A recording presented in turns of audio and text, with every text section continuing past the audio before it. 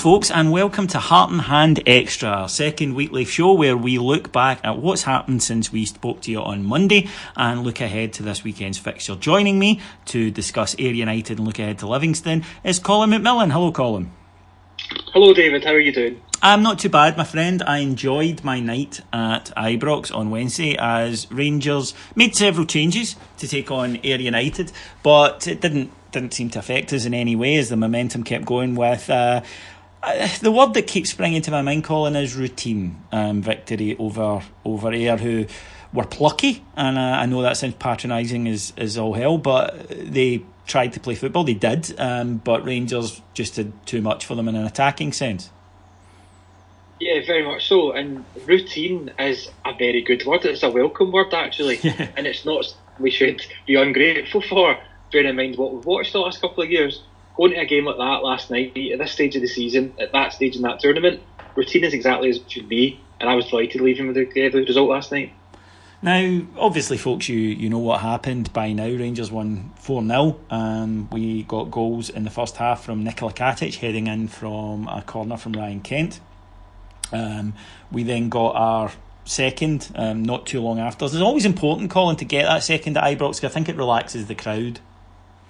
Yeah, definitely. It definitely does. You can kind of relax at that point, and especially in a game like this, at that point we knew we could start passing the ball about and we could start getting these players that maybe haven't had as much game time, used to the system, used to Ibrox and all that sort of stuff. So yeah, that second goal was vital, and we got it at a good time. I think we got it just on about the 30th minute, wasn't it? Yeah, which is a good time to get it. A beautiful ball played through by Glenn Middleton, to Glenn Middleton from Andy Halliday, who was the captain for the night, playing at left back, but pushed into midfield a lot, interestingly, I thought, quite tactically, and had a great game, but a wonderful pass. And we spoke about this in our post-match on Patreon, but I just knew he was going to score, and there are players that you just have this instinctive confidence in that a one-on-one they're going to score. And I'm not going to pick on other players at Ibrox at the moment, but over the years we've seen players like, if the ball got put through to Ali McCoist, I thought he would score. If it got put through to Gordon Jury, I thought it was up in the air a wee bit, as to what could happen. And it is just, there are some players that you think he's going to finish that, and Glenn Middleton of course did. He just has that intelligence about his game, that he's not the type of player to just hear in on goal and kick it in the direction he's playing. He takes the look, he looks up, sees where the keeper is, and Stephen Gerrard actually said afterwards he's a terrific finisher. Well, we saw evidence with that one last night, and on his first start he continues to impress, Colin. He really, really does. And you're right in what you say. An 18-year-old in his first start playing at Ibrox, he's the one that you'd expect to miss the occasion, maybe to get the better of him, and not to have that confidence. But he has such good confidence in himself and belief in his own ability that the fans have very much taken to that immediately with him. And we said last night on the post-match that as soon as the ball got kicked through to him, I was sat with Jack and we turned to each other and went, this is a goal. And I believe you did that with the person beside you as well. I did indeed. And to have a level of confidence in an 18-year-old boy who's not played a lot of football for us is remarkable. And it's just a testament to how good he's done and how impressive he's been in all the showings he's had so far. One of the things, though, that I think stands him in better stead than maybe we've had for a few seasons is, I've got this theory, I call it the Janusai rule, that when a team isn't doing as well as expected, that you look for any sort of sliver of light, any sort of sliver of recovery. And a few years ago, when Manchester United were doing really badly, they brought in Adnan Janusai. Now, to hear the way that he was spoken about, you would have thought that this was the next Messi. And it wasn't his fault. He was a good player, but they needed something, so they all went, oh well, we've got this boy, look, he's going to deliver for us. And the pressure was huge, and of course he buckled under it. And I think there was a little bit of that last season with Ross McCrory when he came into the side, that we needed something positive and we glommed onto him. And then when he suffered the inevitable dip that all youngsters do, there was maybe a bit of disappointment. This season, both he and now Glenn Middleton are being carefully managed by a manager who doesn't have that pressure, who has a good team playing well, and they can come in. Ross McCrory has had a really good week. I think he came on in Spain and then he's had 2 starts in the last 2 matches and played very well in both. Glenn Middleton, substitute appearance here, a substitute appearance here. The manager said he had this game ringed on the calendar for Glenn Middleton's full debut. It does seem to help. I'd be interested in your thoughts on this. that they can come in but also come out. We're not relying on these kids, and we're not basically projecting save us, save our season onto these kids. And I think that gives them a little bit more freedom to make mistakes and to develop. Yeah, I think it definitely does, and McCrory's a really good example of that, because he obviously broke into the scene last season and he stood out pretty much from his first appearances. And I did have concerns going into this season that maybe we were overshooting this guy a little bit, and he was only looking so good last season because of what was around him. However, he's kind of shown that to be a lot of nonsense in his last 2 appearances. And having the squad depth we've got now, where we don't need to play him every single game, we can rest him, we can give him on a substitute appearance after 60 minutes, we can drop him completely, and it's not a sign of he's not good enough, it's just a sign of there's other players in the team that needs to come in and we're managing them properly. And Middleton's benefiting from that as well. And I think from the interviews I've seen from Middleton, he speaks very well, he seems intelligent, and I think he knows exactly what the opportunities are going to be for him at Ibrox. I think Stephen Gerrard's managed them quite well and explained to him what the plan is, because Middleton, going by how he's performed, it should be a chapping on the door and saying play me, play me, play me, but I don't think he's doing that, because I think he knows what the master plan is, and it's a great position to be in. Absolutely is, but he is making it difficult for the manager. There's no doubt about that. 3 goals in his last 2 appearances at Ibrox, and playing with a confidence and a verve, as a lot of them are. And another excellent performance. Now, the other main talking point of the first half was the booking for Alfredo Morelos, which will see him ruled out of the semi-final against Aberdeen. He will receive a suspension after picking up 2 yellow cards in 2 matches. And look, this is a tough one because of Alfredo's history, if you like. We have seen him pick up bookings for petulant thing. We saw him sent off in Russia, although I'll never be convinced that referee wasn't on the take. But he engineered unwittingly a situation that saw him get red carded, and that was totally his fault. He deserved all the criticism that was coming to him that night. I have a lot of sympathy for him last night, a lot. And it's because when the tackle came in from McLean, the Ayr player, the only thing I was waiting on was what colour of card he was going to receive for it, because it was a stonewall yellow, or possibly, maybe harshly, a red, because yes, he did get the ball, but he launched himself off the ground from a few feet away, out of control, reckless, all the things we are told a referee has to consider. And we've been told over the last few seasons, Colin, correctly, it's not about getting the ball. If you leave your feet and it's dangerous and it's reckless, then you will suffer the consequences. That's exactly what happens. Luckily, Alfie sees it coming and manages to kind of jump mostly out of the way. But it's a shocking tackle. It's a type of tackle that can lead to players being seriously injured. And in Scotland, we've seen that, and Rangers have certainly been on the wrong end of that. He gets up, he's very frustrated, and does throw his arm up in the air at the referee, and there's, he's chatting away to the ref, no doubt about it.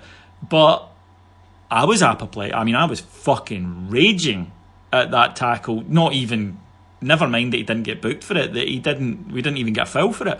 So I'm not going to be a hypocrite and say, oh, Alfie, you should have just got up and walked away. I would be raging, because as a sportsman, which he is, that's the type of tackle that an inch the wrong way, you're out for 6 months. And I can understand why he felt, hang on a minute, does he have carte blanche to do that again?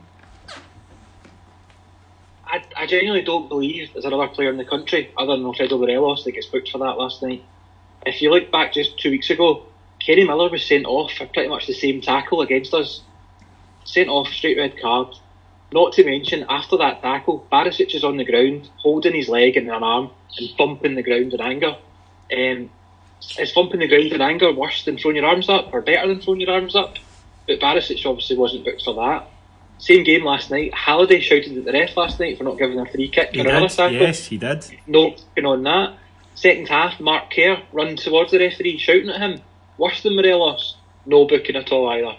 I had a little look today at Morelos before he moved to Rangers. He'd never been sent off in his career. He's now had 18 bookings and 2 reds, albeit 1 rescinded, in the last 14 months. If you look at them, he was wrongly red carded at Aberdeen. There was the crazy red card in Russia. That same night in Russia, Ryan Jack actually did the same thing, kicking the ball away to waste time at the end of the match. Nothing happened. in Spain last week against Villarreal, one of their strikers kept running, deliberately lobbed Shagger to score. After that, a long time after the whistle had gone, he wasn't called back and carded either. I just don't get what happens with Morelos and why he's always to blame for stuff like this. I get he's petulant at times, and that is when we criticise him. When we do that on this, we do it on Patreon all the time when it's deserved. Yeah, totally. I think he's kicked, nudged, fouled more than any other player in the league. So he's put in these situations much more. And another key thing for it as well is that he gets these bookings for throwing his arms up, for gesturing, etc. The guy doesn't speak English. How else is he going to communicate?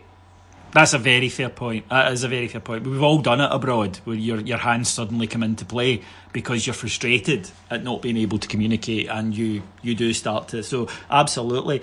Look, my take on it is exactly that when he does something that I think is deserving of criticism, like Ufa, then we will criticise him. But I totally agree. The media set a narrative early with him that he was a hothead and a lunatic, and it's become a self-perpetuating and self-fulfilling prophecy because referees have bought into it wholly, and the more he picks up bookings and the more frustrated he gets, and the more angry he gets going on at the park, the more bookings he picks up feeds the narrative, and so it continues.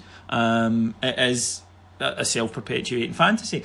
But I do feel for him because I thought last night, as you say, nobody else in the park, the referee will not book. They'll take aside an Andy Halliday and have a word. He'll take aside a Mark Kerr and have a word. He won't do it with Morelos. He'll just book him. And I think that is pretty poor, in all honesty. And I think he does get frustrated. I refuse to believe that since coming to Scotland, all of this has happened, or that referees in Finland don't book players for petulance. It, to me, does seem that a narrative was created. Referees have bought into it. And the proof of this, if you want me to offer up and show my workings on it, here you go. A linesman had him sent off for an incident he admitted he didn't see. Now, that to me is, he would not have done that with anyone else. But he has, in that split second, went, Morelos, I think he might have done something. He probably did. Fuck it. And that's what's happened. And that is someone being refereed to a different standard. Completely. And it's, even Morelos aside, there's just no consistency. No matter who the referee is in any game in this country. Last night, Ayr didn't get a single yellow card. I counted at least 10 fouls. A couple of which were late. They were over the top of the ball, and play was even halted with other players given some time to recover. Teresta then comes on, and he picks up a yellow card for his first tackle in the game.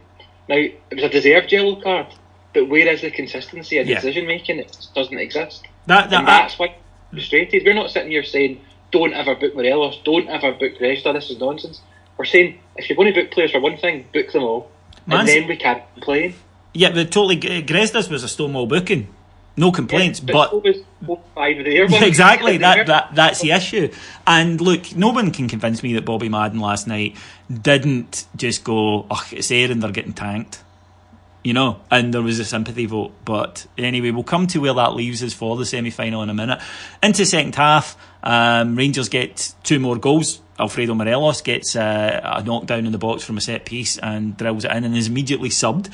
I think then to I'd give him a bit of a rest, I suppose, but maybe also to try out a new formation that we're going to have to try in the semi-final. And from that, with 3 interchanging guys we traditionally thought as wide men, but they were interchanging into the centre. At one point, Glenn Middleton freed with another lovely pass from Andy Halliday, and again, no worries what he was going to do with it. He drilled it in, and in fact could have had a hat-trick near the end. Really good, solid performance, and lots of players getting game time. The likes of Graham Dorrans, Jordan Rossiter returned, which was brilliant. Grezda. All in all, almost entirely positive, except, Colin, the semi-final. Rangers will be without Alfredo Morelos and also Kyle Lafferty because he is cup-tied. Obviously, we knew that. There's no issues there. Now, the manager was asked, and I think logically, about Umar Sadiq. Now, we said on the show on Monday, if Sadiq couldn't get game time against Ayr, then it didn't bode well for his future. And a couple of people suggested to us you're being a bit unfair there. He's only just here, we haven't seen enough of him, and I get that, but he couldn't make the 18 against Ayr, never mind get on the pitch. And when the manager was asked, and I quote you here, he said, not unless he brings more to the party and improves an awful lot between now and then Colin, that's as definitive a statement as I think I've ever heard a manager give on a player. He's not getting in the team, is he? It's completely damning, actually. Last night, I should say, was the ideal opportunity to get somebody that came in the team and give them an opportunity and see what they can do. But he's obviously not done enough to even justify getting that. We had quite a lot of really young guys in the squad last night, giving them experience. And if they're further ahead in the pecking order than Sadiq is, then I can't see him being here much longer. I don't know if he's got the Dalcio contract, which means we can keep him all year, or if we've got an opportunity to put him back in January. But I just can't see this guy being picked now, because if he's not picked last night, what game do you bring him into? No, you can't not pick him at home to United, then pick him in a semi-final against Aberdeen. It wouldn't be fair on him, never mind anything else. But yeah, I think that he'll be on his bike in January. And look, most of the signings have been really good. In fact, all of them really, apart from him. So managers are going to make the odd error, and it's no reflection on Gerrard, I think. No, it's not. It's probably the only frustrating thing I'll say is that I wish we'd just maybe stumped up the cash a little bit earlier and got Lafferty, and then this League Cup thing would be null and void, because he wouldn't have played that game for Hearts. But that's just looking back and hoping for a different alternative. But we're going to have to do something different in this semi-final. We're going to have to change the formation slightly and probably play without an out-and-out striker. And that's going to be interesting. But we did do that for most of the game against Aberdeen earlier in the season. So we are used to it. Morelos been sent off. So we're going to have to look at something different. A positive thing from last night is the starting lineup was the average age was just over 22, and in fact dropped when the substitutions took place, which is hugely encouraging. It's massively encouraging. And a lot of those players are all signed up in quite decent contracts. That is really encouraging for the future. Rangers, in my time watching them, have never been a young side. Never. Rangers just haven't been a team that plays a lot of youngsters. You always get the odd one breaking through, starting back with Charlie Miller, Barry Ferguson, then you had like Alan Hutton, players like that come through, but it was one at a time. To have a squad of players from all over the world at a young age being at Rangers now is massively encouraging.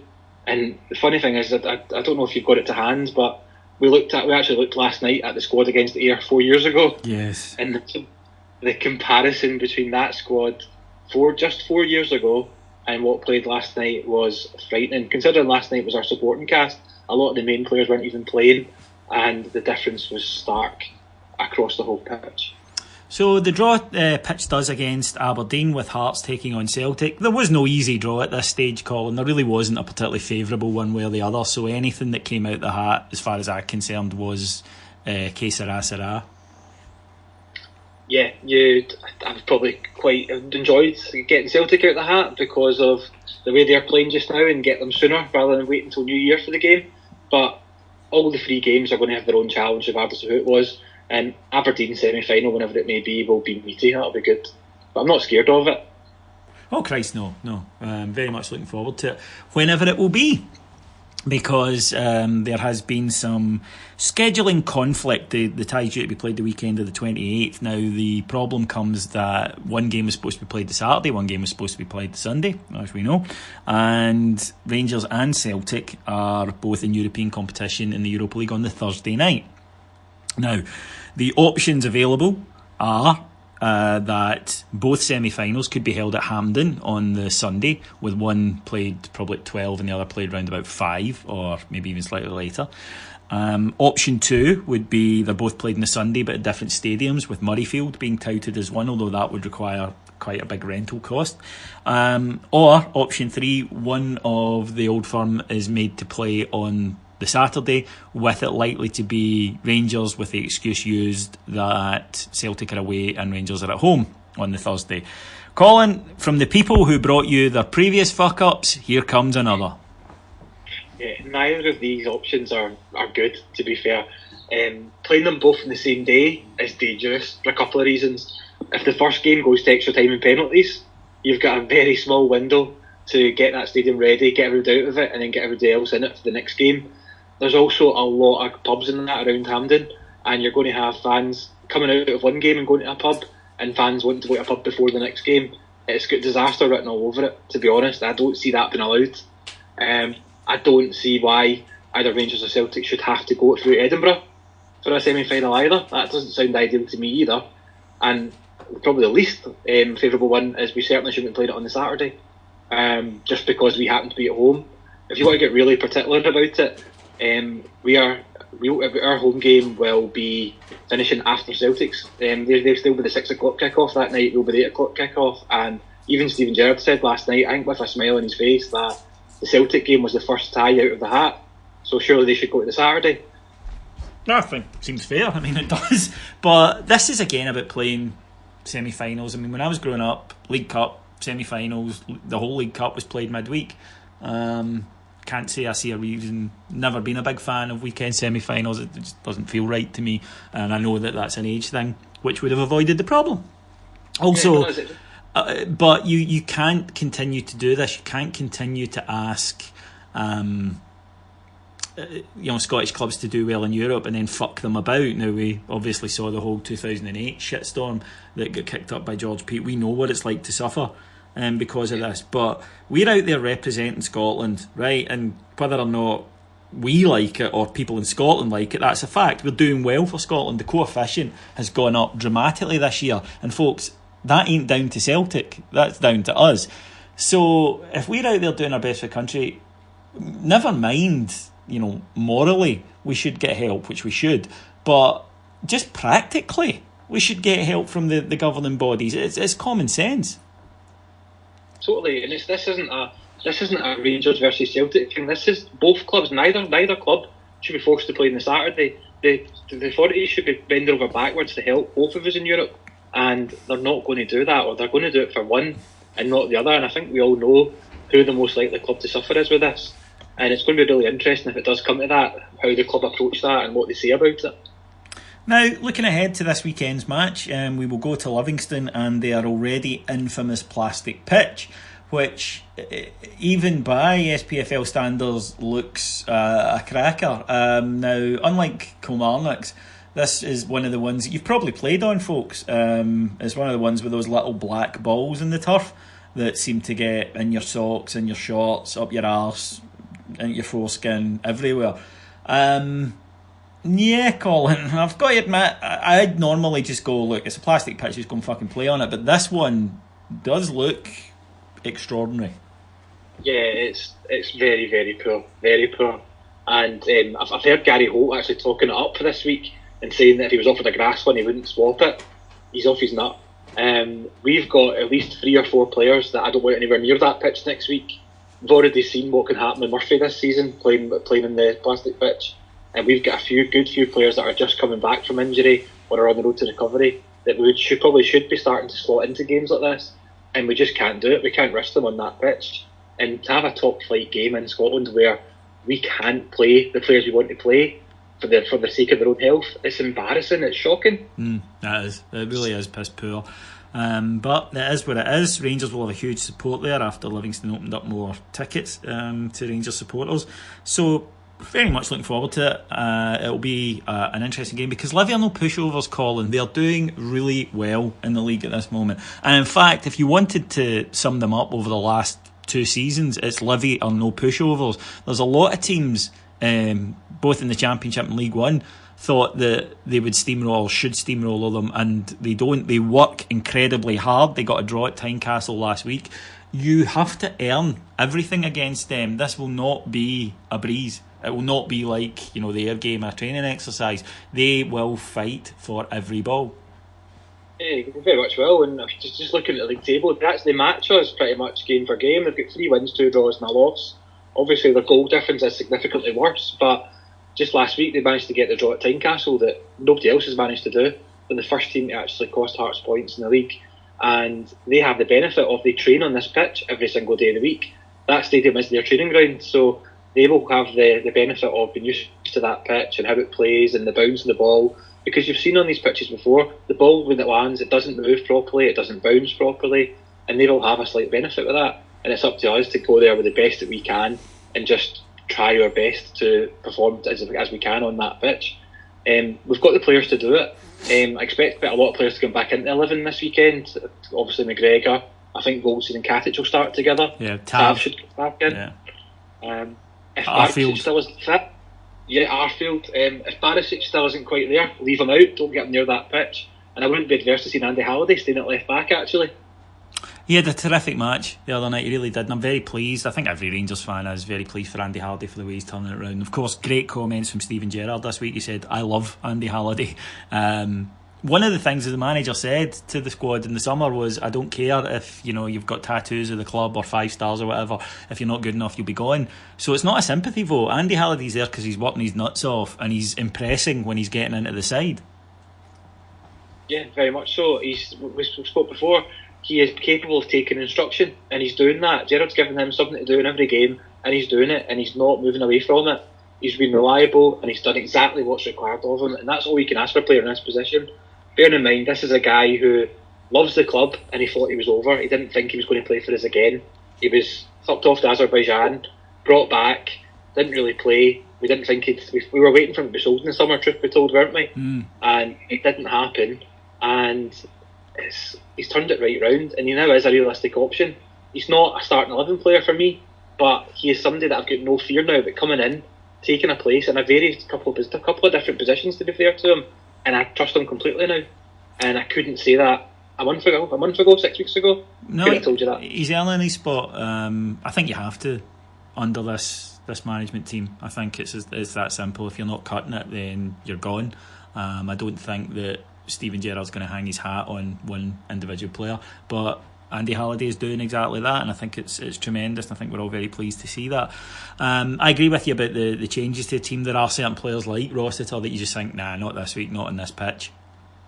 And they would go from my thoughts as well. And yeah, it'll be interesting because it'll be physical and we'll need to match that, which I don't really have a lot of concerns about, but then play our football. And maybe a couple of times this season we haven't quite done that. Motherwell, where I think that we matched them physically a lot better than we had done previously, but then maybe didn't quite, certainly in that second half, produce enough quality to put the game out of sight. No, I think Motherwell was something different to us. We weren't used to, and it was a bit of a shock to the system going behind in that game and not being as dominant as we'd been in other games. So I think we've learnt a lot from that, and I think the European performances have really improved us in that area as well. And we've got players like Candace that can come in who are physical, who are strong, but can also be quite creative as well. So as much as this is going to be a hard game and it's not a guaranteed 3 points, I still believe the team will go and get us the 3 points. I just don't think it'll be the 5-0, the 4-0s we've seen recently. No, I totally agree with that. I think we'll win, but if anyone's thinking it's Livingston, we're gonna trounce them, I really don't think that that's the case. Although admittedly I didn't think we would be trouncing St Johnstone. I thought that would be a much closer game than it was, but yeah, I would agree with that. So Colin, give me your score prediction for Sunday. I think we will have a hard-fought 2-0 victory. I'm going to echo that. I think that will be the score. I don't think it'll be a classic match. I don't think that the style of Livingston allows you to do that, but I think that we will have enough about us and enough quality to get the job done. I certainly hope so as well. So 2-0 is the score we are predicting if you want to mix who put a line on. Now, just before we go this week, we'll be back on Monday, of course, with Heart and Hand, the flagship show. Now, if you want more from us, then you only need to go over to patreon.com, that's patreon.com/Heart and Hand, and you will find up to 5 shows every single day. Loads and loads of content, including my good friend Colin has a couple. I do, yeah. I've got a couple of shows on rotation just now. I've got Top of the Flops, where we look at some of the players where it didn't really kick off for them at Rangers. We've looked at Philip Sebo, we've looked at Sebastian Rosenthal, Daniel Prodan, and I also take that show with another one called 9 in a Pro, which is where we look at all the players that took part in the 9 in a row era and look at their contribution on a player-by-player basis.